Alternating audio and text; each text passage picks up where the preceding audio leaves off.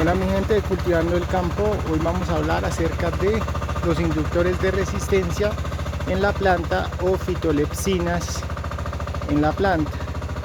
Muchos compuestos químicos o microelementos hacen que esto suceda, que la planta adquiera cierta inducción a cierta resistencia a ciertos patógenos, pero no siempre llega a ser tan eficiente para controlar ataques severos.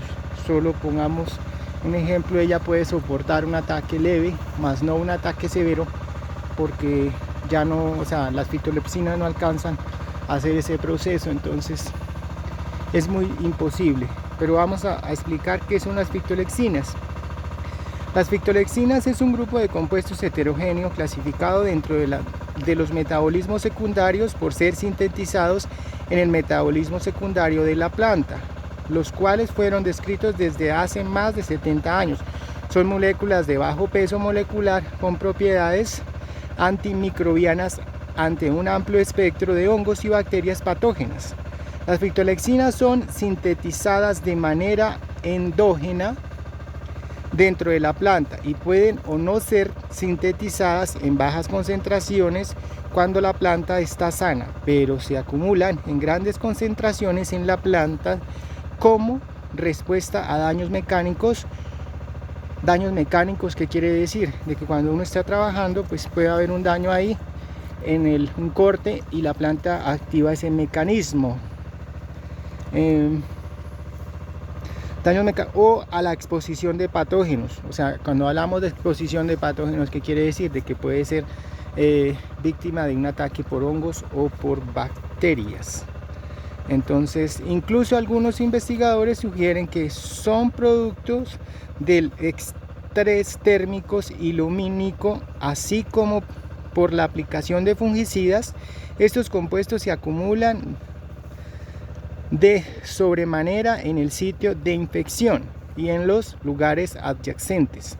La resistencia de la planta ocurre cuando una o más fitolepsinas alcanzan una concentración suficiente para inhibir el desarrollo del patógeno.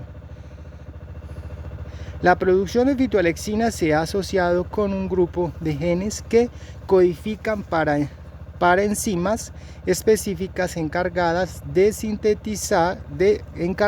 su síntesis, y que a su vez se ha correlacionado con la resistencia a patógenos, ya que plantas más resistentes a cualquier patógeno presentan mayores concentraciones de fitolepsinas que una planta susceptible. ¿Qué quiere decir? Que genéticamente hay plantas desarrolladas que ya muestran una resistencia desde el momento de la siembra, algo otras no. O sea, algunas plantas, ejemplo de tomate, ya vienen codificadas para que resistan ciertos ataques de hongos, bacterias y otros patógenos como insectos, nemátodos y esas cosas. La resistencia atribuida a estos compuestos depende de la capacidad de la planta para reconocer el patógeno rápidamente y reducir la respuesta a la defensa, limitar su propagación. Las fitolexinas son específicas de cada planta, más no específicas para los patógenos. Mecanismo de acción. Las fitolexinas son tóxicas para hongos y bacterias principalmente, pero se han reportado tóxicas para células de plantas superiores y animales, aunque debe tenerse en consideración que las fitolepsinas son menos tóxicas en los fungicidas químicos. En hongos, las fitolepsinas inhiben la elongación y crecimiento del tubo germinativo, crecimiento micelial y el aumento en su peso seco, así como la absorción de glucosa. Muy pocos estudios señalan su actividad antiviral. El mecanismo por el cual las fitolexinas tienen su efecto aún es poco claro, ya que su actividad puede variar de un compuesto a otro. Lo que sí es claro es la toxicidad que tienen estos compuestos ante un gran espectro de patógenos. Es improbable pensar que un solo modo de acción si tiene en cuenta la diversidad de compuestos, pero se cree que interactúan en distintos sitios, provocando una disfunción en la integridad de la membrana de los patógenos.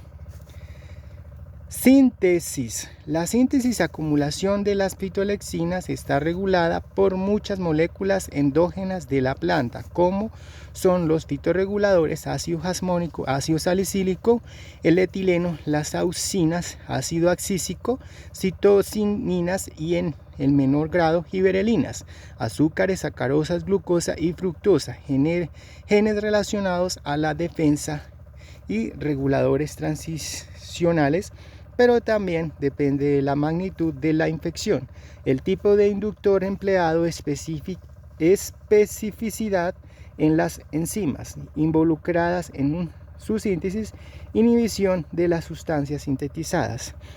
Entre otros factores, se desconoce si son producidas por las plantas superiores, aunque se han identificado en 17 familias, principalmente las pertenecientes al grupo de las dicotiledóneas y en menor grado de monocotiledóneas.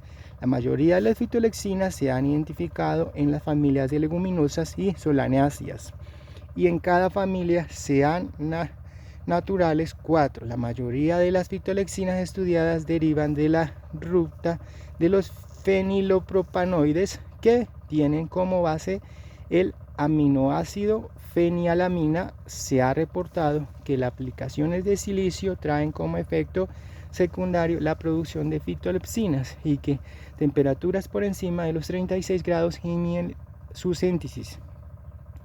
De igual manera, se ha puesto de manifiesto en otras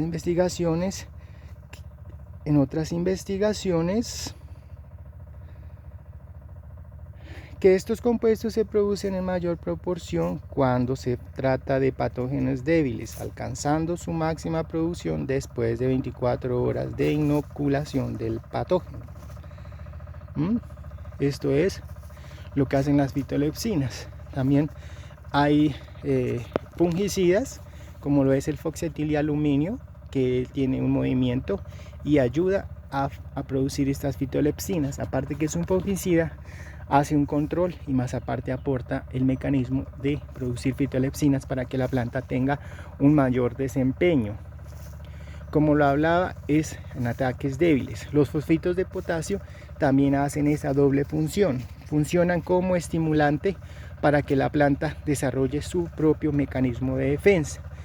Como escuchamos anteriormente, las plantas solo generan fitolepsinas cuando están siendo atacadas, cuando sufren un daño mecánico, cuando sufren un daño por patógenos.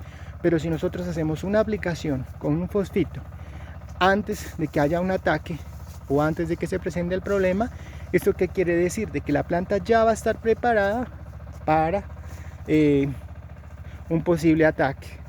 El boro, el zinc, el hierro y el molibdeno y algo otros microelementos, micronutrientes también hacen que la planta produzca su mecanismo de defensa, sus fitolepsinas, para que ella trate, o sea, puede que ella no sea capaz de, con sus propias sustancias que genere toxicidad al hongo, pero evita que se desarrolle más rápido. ¿Eso qué va a hacer? Vamos a ganar tiempo en nuestra producción, ya que nuestras plantas por lo menos se van a mantener más tiempo vivas y no van a morir tan rápido. Eso quiere decir de que vamos a tener, pues no una cosecha al 100%, pero sí vamos a tener tiempo de cosechar lo más que se pueda. Entonces es muy importante tener en cuenta esto y implementarlo en nuestros cultivos de tomate. Espero les guste el video y como siempre sigan cultivando el campo. Un abrazo gigante como siempre.